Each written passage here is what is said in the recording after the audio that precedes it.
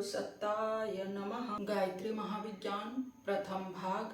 लेखक वेदमूर्ति तपोनिष्ठ पंडित श्री राम शर्मा आचार्य। गायत्री मंत्र हमारे साथ साथ। ओम भूर्भुवः स्वाहा तत्सवितुर्वरेण्यं भर्गो देवस्य धीमहि धियो यो नः प्रचोदयात्। सब तत्व के लाभों का वर्णन करना तो लेखनी और वाणी दोनों की ही शक्ति के बाहर है। ईश्वरीय दिव्य तत्वों की जब आत्मा में वृद्धि होती है तो दया, करुणा, प्रेम, मैत्री, त्याग, संतोष, शांति, सेवा भाव, आत्मीयता, सत्यनिष्ठा, ईमानदारी, संयम, नम्रता, पवित्रता, श्रमशीलता, धर्मपरायणता आदि गुणों की मात्रा दिन दिन बड़ी तेजी से बढ़ती जाती है।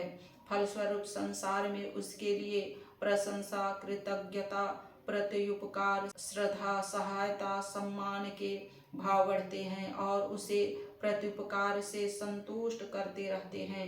इसके अतिरिक्त यह सद्गुण स्वयं इतने मधुर है कि जिस हृदय में इनका निवास होता है वहीं आत्मसंतोष की शीतल निर्झरनी सदा बहती रहती है। ऐसे लोग चाहे जीवित अवस्था में हों चाहे मृत अवस्था में, उन्हें जीवन मुक्ति, स्वर्ग, परमानंद, ब्रह्मानंद, आत्मदर्शन, प्रभु प्राप्ति, ब्रह्म निर्माण, तुरीय अवस्था, निर्विकल्प समाधि का सुख प्राप्त होता रहता है। यही तो जीवन का लक्ष्य है।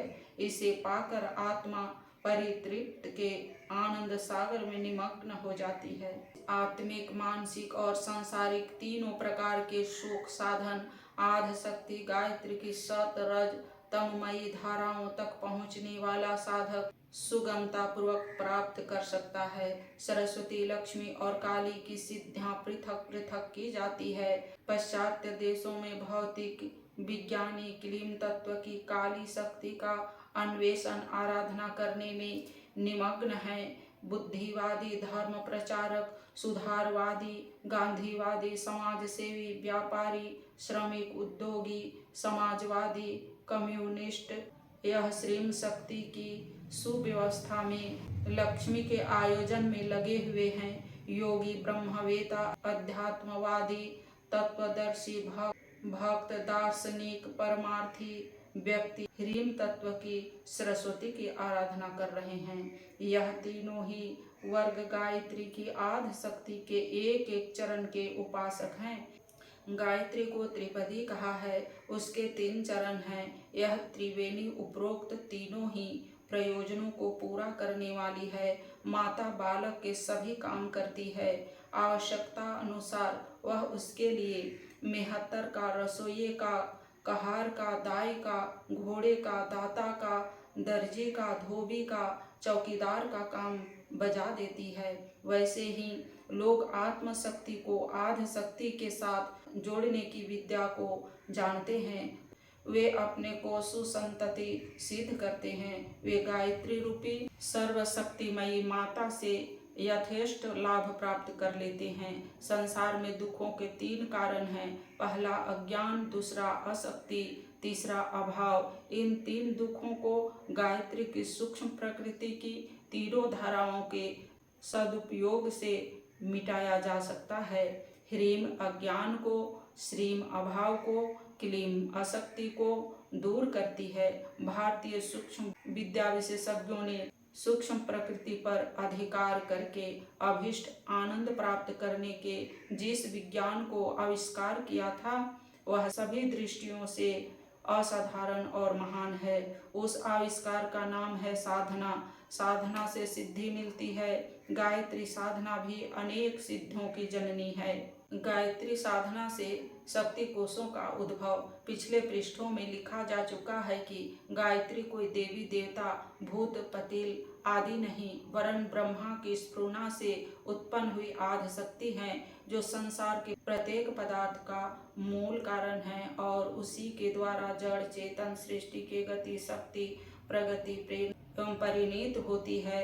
जैसे घर में रखे हुए रेडियो यंत्र का संबंध विश्वव्यापी ईथर तरंगों से स्थापित करके देश विदेशों में होने वाले प्रत्येक ब्रॉडकास्ट को सरलतापूर्वक सुन सकते हैं, उसी प्रकार आत्मशक्ति का विश्वव्यापी गायत्री शक्ति से संबंध स्थापित करके सूक्ष्म प्रकृति की सभी हलचलों को जान सकते हैं और सूक्ष्म शक्ति को इच्छा अनुसार मोड़ने की कला विदित होने पर सांसारिक, मानसिक और क्षेत्र में प्राप्त हो सकने वाली सभी संपत्तियों को प्राप्त कर सकते हैं। जिस मार्ग से यह सब हो सकता है उसका नाम है साधना।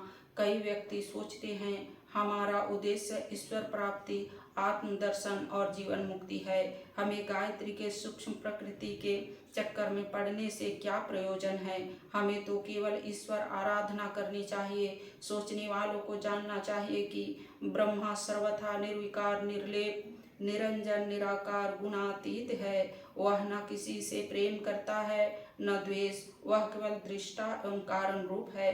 उस तक सीधी पहुंच नहीं हो सकती क्योंकि जीव और ब्रह्मा के बीच सूक्ष्म प्रकृति एनर्जी का संघन आच्छादन है। इस आच्छादन को पार करने के लिए प्रकृति के साधनों से ही कार्य करना पड़ेगा।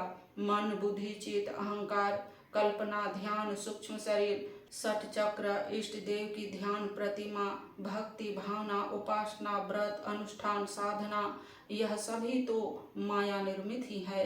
इन सब को छोड़कर ब्रह्म प्राप्ति किस प्रकार होनी संभव है। जैसे ऊपर आकाश में पहुँचने के लिए वायुयान की आवश्यकता पड़ती है, वैसे ही ब्रह्म प्राप्ति के लिए भी प्रतिमामूलक आराधना का आश्रय लेना पड़ता है। गायत्री के आचरण से होकर पार जाने पर ही ब्रह्मा का साक्षात्कार होता है।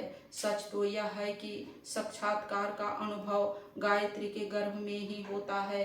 इससे ऊपर पहुँचने पर सूक्ष्म इंद्रियां और उनकी अनुभव शक्ति भी लुप्त हो जाती है। इसलिए मुक्ति और ईश्वर प्राप्ति चाहने वाले भी गायत्री मिश्रित ब्रह्मा की, राधे श्याम, सीताराम, लक्ष्मी नारायण की ही उपासना करते हैं।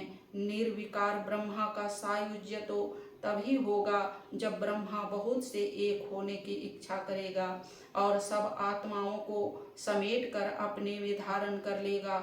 उससे पूर्व सब आत्माओं का स्वीकार ब्रह्मा में ही सामीप्य, सारूप्य, सायुज्य आदि हो सकता है। इस प्रकार गायत्री मिश्रित स्वीकार ब्रह्मा ही हमारा उपास्य रह जाता है। उसकी प्राप्ति के साधन जो भी होंगे वे सभी सूक्ष्म प्रकृति गायत्री द्वारा ही होंगे। इसलिए ऐसा सोचना उचित नहीं कि ब्रह्मा प्राप्ति के लिए गायत्री अनावश्यक है। वह तो अनिवार्य है। नाम से कोई उपेक्षा या विरोध करे यह उसकी इच्छा पर गायत्री तत्व से बचकर अन्य मार्ग से जाना असंभव है। कई व्यक्ति कहते हैं कि हम निष्काम साधना करते हैं, हमें किसी फल की कामना नहीं, फिर सूक्ष्म प्रकृति का आश्रय क्यों लें। ऐसे लोगों को जानना चाहिए कि निष्काम साधना का अर्थ भौतिक लाभ न चाहकर आत्मिक साधना का है।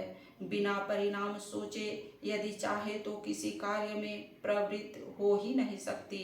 यदि कुछ मिल भी जाए तो उससे समय एवं शक्ति के अपव्यय के अतिरिक्त और कुछ परिणाम नहीं निकलता। निष्काम कर्म का तात्पर्य दैवी सतोगुणी आत्मिक कामनाओं से है। ऐसी कामनाएं भी गायत्री के प्रथम पाद के ह्रीम तत्व में सरस्वती भाग में आती है। इसलिए निष्काम भाव की उपासना भी गायत्री क्षेत्र से बाहर नहीं है। आज के वीडियो में इतना ही। लाइक, सब्सक्राइब और शेयर करें। धन्यवाद। ओम शांति।